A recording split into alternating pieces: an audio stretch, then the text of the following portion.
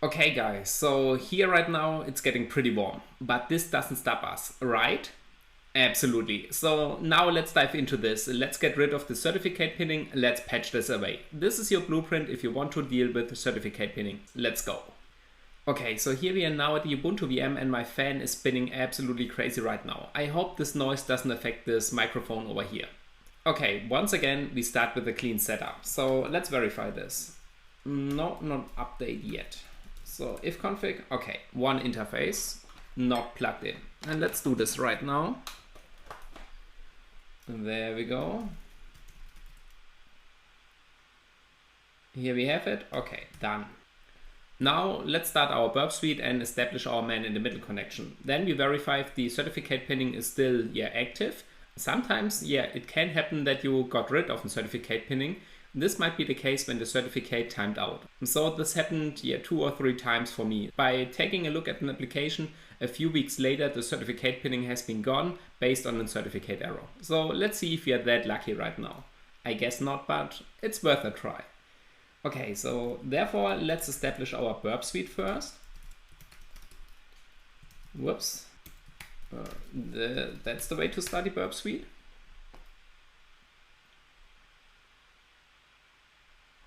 Okay, temporary project, use burp defaults. Okay, on proxy, options, we enable our interface. Request handling, support invisible proxy. Burp suite, done. That's nice. Now let's get back on our smartphone. So screen copy. Okay, I have to turn it on first, I guess. That's required. Okay, so now it's turned on. Let's see. Screen copy. There we go.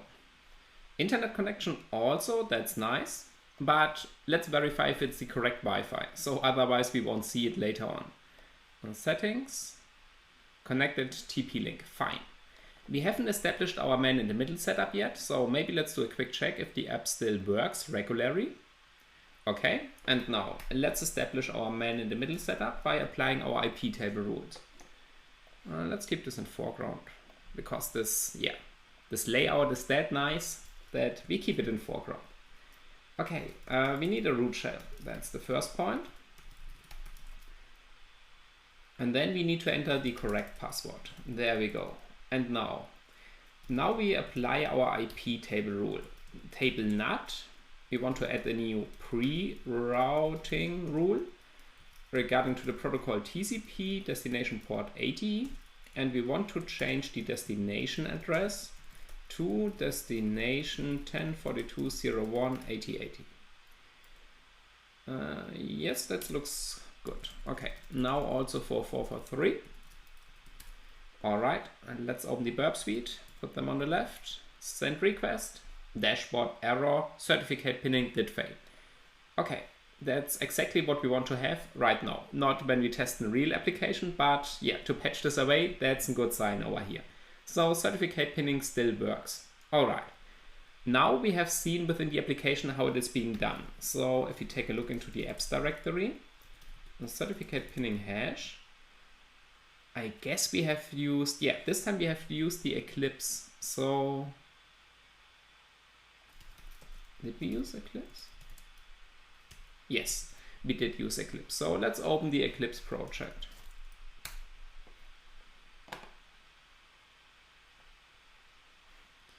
We launch it. Yes, and it still opens at this point where we can see how the certificate pinning has been implemented. These are now the hashes, the fingerprints of the public key of the certificate that's being pinned. All right. What we need to do is we need to get our burp suite certificate, we need to get the public key, and we also need to get out the hashes of the public key. Then we need to decompile this application and replace these hashes with the one of our burp suite. After this, we also need to adjust the network configuration of this file. We could delete all the other one, but deleting might cause some errors or we might do some mistakes. Therefore, what I like to do is simply just overriding all these hashes with the one of the burp suite. Alrighty? Okay, so the burp suite certificate. How can we get the public key? we can export the certificate within proxy options, import export certificate. We have already done this, I guess. Yes, here we have our Burp Suite certificate. But nevertheless, let's do it once again. So we click on export DER format and then we choose our file. Regarding to installing it on the Android smartphone, we have named it CRT, but yeah, it's just a file extension and Linux doesn't care about this. All right, now we've got the certificate exported. Let's have a look. So here we have our Burp Suite certificate and it's being in DER format. DER simply just means binary. That's why it's being printed as data.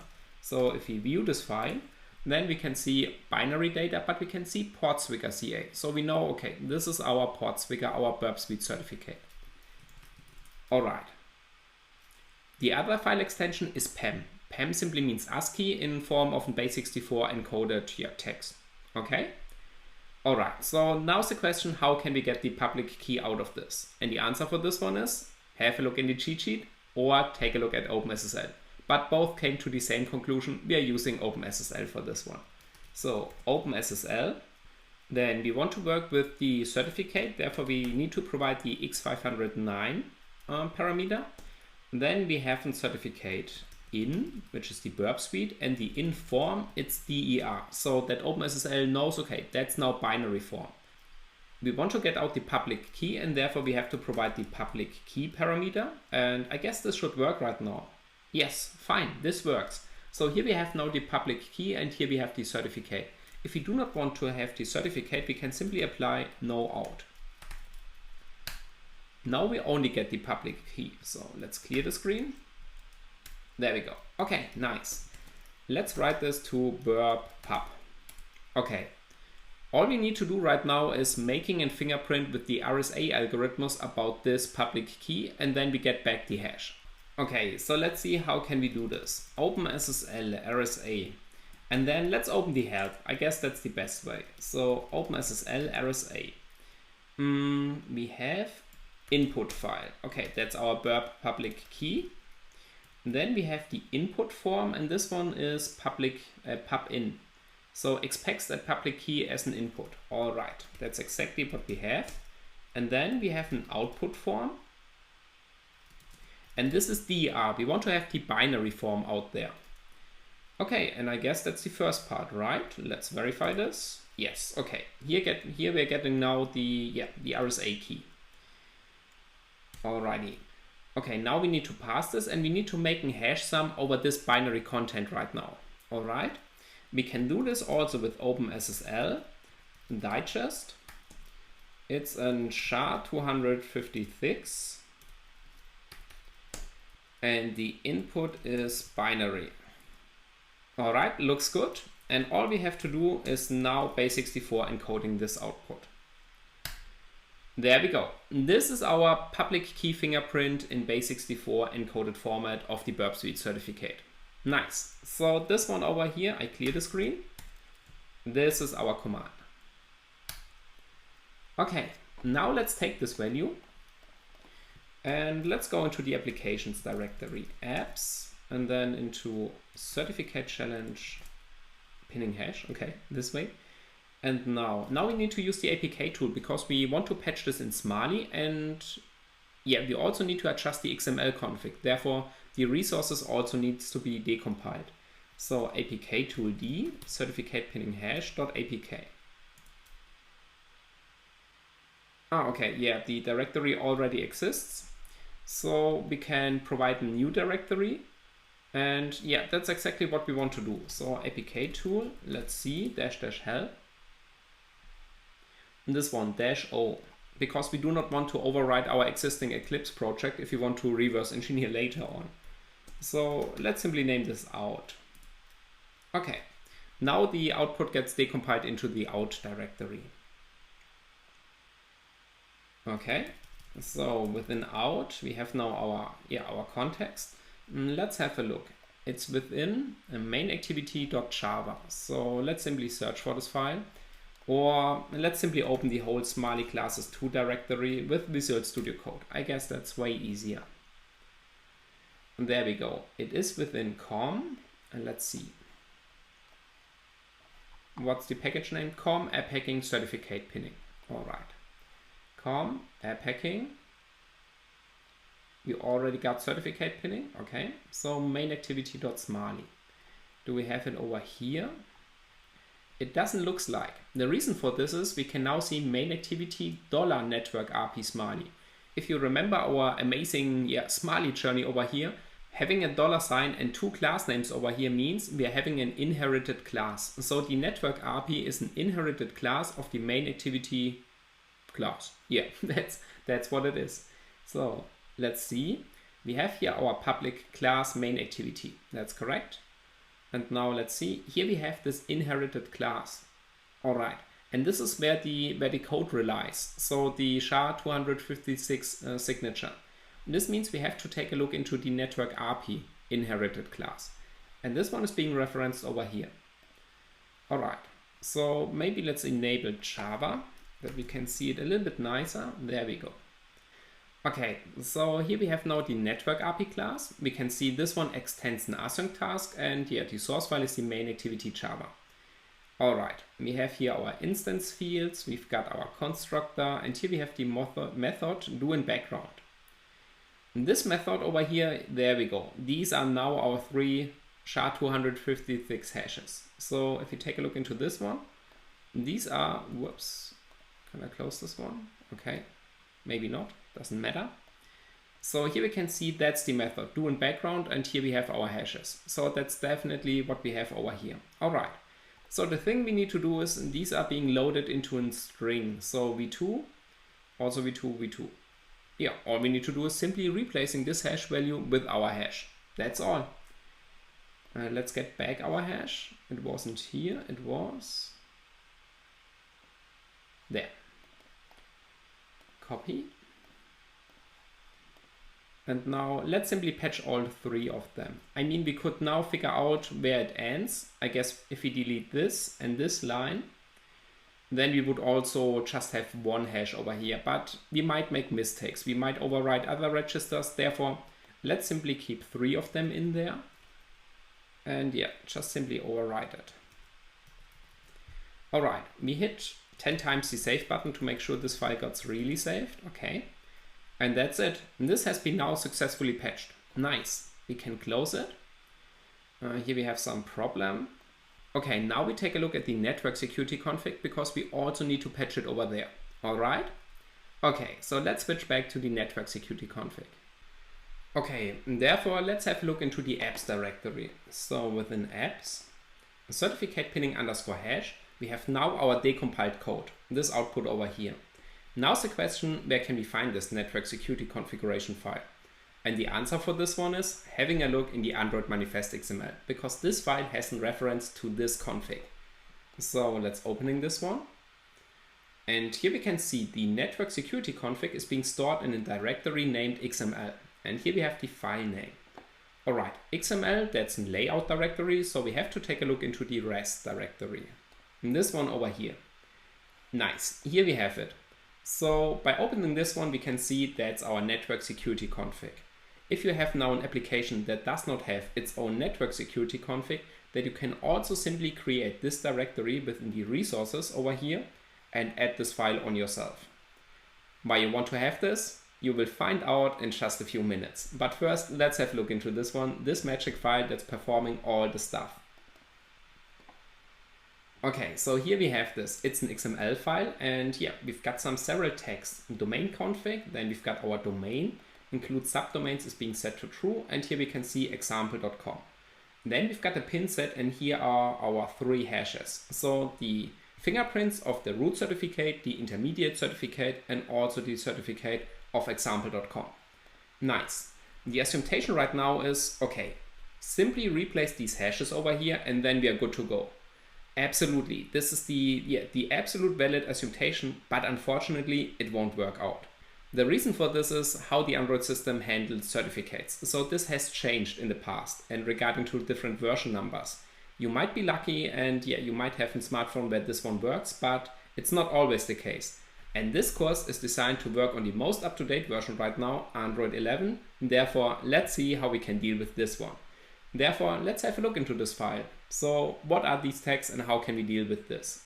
How can we make the burp suite being accepted by this application over here? Because only inserting these fingerprints are not enough. So let's see. So we go into Google and search simply for network security config on Android, and here we have the official documentation. If we have a look into this one, then we got a nice overview about what this file is capable to do. For example, yeah, it's also named like this. The key capabilities of this one are the following. Custom trust anchors and customize which certificate authority are trusted for an app secure connection. Alright, this sounds pretty promising. And debug only overrides, clear text traffic opt-out and certificate pinning. Wow, you can do a lot of stuff in here, so maybe let's have a quick look into this one. No, not this one, this one. For example, domain config. If you want to navigate, you can find these tags on the right. And here you can find now all this information regarding to the domain config. For example, this includes subdomains. If set to true, then this domain rule matches the domain and all subdomains, including subdomains of subdomains. Otherwise, the rule only applies to the exact matches. Alright, that's pretty handy to know, right? And so I guess it's a good idea if you make yourself familiar with this file later on. For now, I just show you the most important stuff. So let's see. We've got also our pin set. Pin set, a set of public key pins. And for a secure connection to be trusted, one of the public keys in the chain of trust must be in the set of pins. Okay, so these are definitely the fingerprints that's being pinned, but yeah, this doesn't help us further, right? Absolutely. Therefore, let's go back to the beginning of the network security config, and here, let's see. Alright, here we have some different default configuration that being applied regarding to this config file. For example, the default configuration of apps targeting Android 9 and higher is as follows. Oh well, okay, here we see the certificate storage, only the system certificate storage is being accepted on Android 9 and higher. This means even if we are fingerprinting our burp suite certificate, it won't be accepted by default. So only within the system certificate storage, this certificate would be accepted. And this is also the reason why the certificate pinning approach works for example.com on this application. Because the example.com certificate has been signed by DigiCert, and this is a known authority stored in the system storage. Of course, we can also add our burp suite certificate in there if we have root permissions. But let's assume we do not have root permissions. So how can we deal with this? Here we can see it's also the case for Android 7, and regarding to Android 6, there we go. In Android 6, the system and user storage will be accepted. Okay, so what if we simply take this configuration into our network security configuration? This would mean we get rid of the fingerprints in this config file, in this one over here, and our burp suite certificate, if it's being stored in the user storage, is also being accepted right now. So does this solve our task? Yes, it does. And this is exactly the approach I'm going for all the time. I simply add my own trust config, or this one over here, into this configuration file, and this simply makes the burp being accepted. So let's do this. We go into this file and then we are opening it. And now let's see, we've got our network security config. And if you take a look at this, here we have a base config tag. So this is one, or this one is directly under the network security config tag. Do we see this over here? Yes. So here we can see first line XML version, then next line network security tag, and then we have our base config. So what we need to replace is everything in here, between this network security tag config. Okay, maybe let's adjust this layout a little bit. And that's it. The burp suite certificate is now being trusted by this application, but we still had the Java pinning approach in the source code. We also got rid of this one, so now this should be working out. And let's save this file, also at least 10 times, okay. And now let's build this application. So we go into the root directory over here. We are opening the APK tool. Build out. Yes. All right, no error so far. So our smiley patching might be right, might be not. We will see if we start this application. But regarding to the syntax, it seems to work out. But I mean, we have just patched a string. We are now in the form of patching a whole application code. So that's not a hard task anymore, right? Absolutely. So we go into the destination. And now let's sign this application. First, we need to zip align it. And we want to create a new out APK file. Verification successful. Now we can use the APK signer with this key store. Sorry, with this key alias name, this key store, and yeah, this application, this way. And the password is change it. Yes. Okay. Now let's open the smartphone once again. Okay, here we have the application. Let's close this one. Okay, and let's open a new terminal. Let's get into the smartphone. And then pm list packages. And we are grabbing for certificate. Okay, this is our package name. So we exit out and then we do adb uninstall com app hacking certificate pinning. Okay, let's observe this live on the smartphone if this one gets really uninstalled. Okay, cool. Now let's install our application. There we go. Okay, let's opening the Burp Suite on the left. So we can see it has made an update regarding to Google APIs. Yeah, but so far nothing more. Okay, and let's open this application. And now, fingers crossed that this one works out. There we go. Pinning did fail. Do we have an attacker? So what? We can see this request over here, right? Where's the problem? This is now a problem regarding to the Burp Suite. This is pretty unfortunate and it cost me a lot of time. So if you take a look into the dashboard, we can see example.com is using HTTP2. And you might think, yeah, so what? What's the problem about this one? Well, let me show you. So if we're doing a curl getting the header information of example.com, we can see, oh, it's using HTTP 1.1, but not the HTTPS version. There we go. This one is using HTTP 2, and the Burp Suite, for whatever reason, has problems regarding to passing this header. There's an option that we can enable to get rid of this. So you can also find this information, I guess, in the ADB log.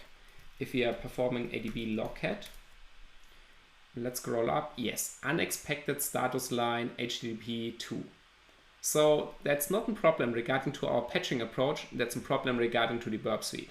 And that's pretty unfortunate, but I will show you how to deal with this, that you do not have to spend a lot of hours figuring this out. Alright, so what we need to do is we need to go into the project options and within within HTTP, sorry. Here we can see enable HTTP2. And now this makes absolutely no sense, I know, but we need to disable it. Okay, and now it should work. So by disabling HTTP2, the Burp Suite can now pass this header. I know, it sounds strange, but let's have a look. In proxy HTTP history, I mean, if you can see the request in the Burp Suite over here, also over here, then you definitely know your certificate pinning patching approach has worked properly. If you still encounter errors, then it's regarding to the tools you are using. All right? Okay, that's definitely not all right, but yeah, we have to deal with this. Now let's do it once again. Send request, and there we go. We have disabled HTTP2, and now the Burp Suite can handle it. All right. Now let's also hack this application. Intercept on, so proxy intercept on, send request. Here we have our request. And now we also need to fetch the responses. Therefore we go into options first. Intercept client responses. We add a new one. I'm sorry, my fault. Intercept requests. And this one over here, intercept server response. Add domain name matches any. Okay. Now we hack this application. Send request, example.com, that's our request. Here we have now the response, nice. Your HTTPS connection got hacked. Oh, I guess we are a little bit too slow. Certificate pinning, what? Let's see. Okay, we were too slow, absolutely no problem. We simply get this response over here. Here we can see original response, and if we click on this, then we can say, or yeah, select edited response. Okay, now we select everything in here, and now we finally hack this. I promise this to you. Send request, we forward this one, we replace everything in here, and there we go. Certificate pinning, what? Successful. So now we have hacked this application over here. Nice, isn't it? And that's all for this video right now. So the key takeaways are, how can we create or how can we fetch the fingerprint of the Burp Suite certificate, how we can patch it in the Java side, and what's the best approach regarding to the network security config. So these three are my key features, and I do this all the time. So this is exactly my approach I'm doing to patch certificate pinning. And I never had problems regarding to this one. I did patch every certificate pinning so far, and yeah, this was the base over here. Sometimes it's a little bit harder if they are using proprietary libraries, so that they are performing their own certificate pinning, but we know how to reverse engineer an application. In this one over here. And also our Smiley skills are that nice right now that we do not have any problems in patching this. Alrighty, in the next section we take a look at pinning and raw certificate, so in whole certificate. This will be also a short practical video because we have done the theory part before. Alrighty? Okay, if you are able to patch these two approaches, then you are able to patch, I guess, 95% or 99% of these applications out there. So I'm looking forward to see you in the next section.